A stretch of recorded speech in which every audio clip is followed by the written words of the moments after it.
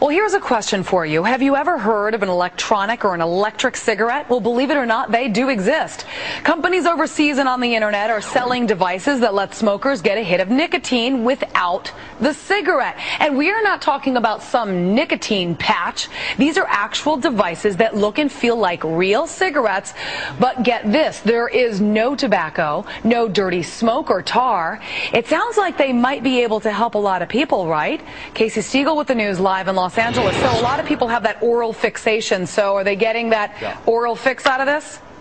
Yeah, they absolutely are. In fact, we hear of reports people smoking these on planes, in hospitals, places where cigarettes are certainly not allowed. Listen to this. There are more than 47 million smokers in this country, according to the American Heart Association. Many of those people trying to kick the habit. And for years, folks have turned to things like those nicotine patches and gum and lozenges, you name it. But now, more and more smokers using this. Check it out. A high-tech way to put the pack down.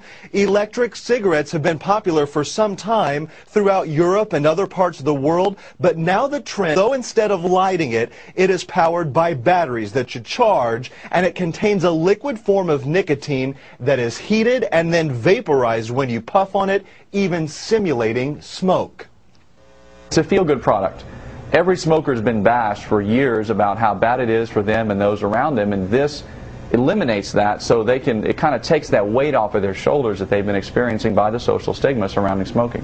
This is the first thing I've ever seen that fills in some of those gaps and gives people an opportunity to continue the behavior associated with smoking, not go through nicotine withdrawal, and not do any additional damage to themselves.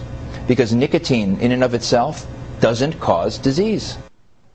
Some smokers report a high success rate of quitting with the device, even though they are not marketed as a smoking cessation tool, but rather a healthy alternative to smoking tobacco.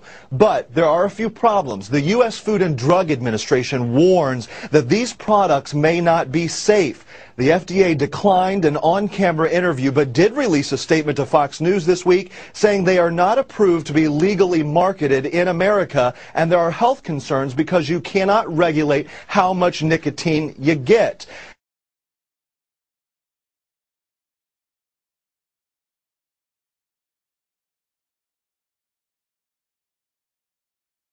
Now, those health concerns have prompted Australia to ban the sale of e-cigarettes in that country, but a handful of companies manufacture them. Most people here in the United States order them online.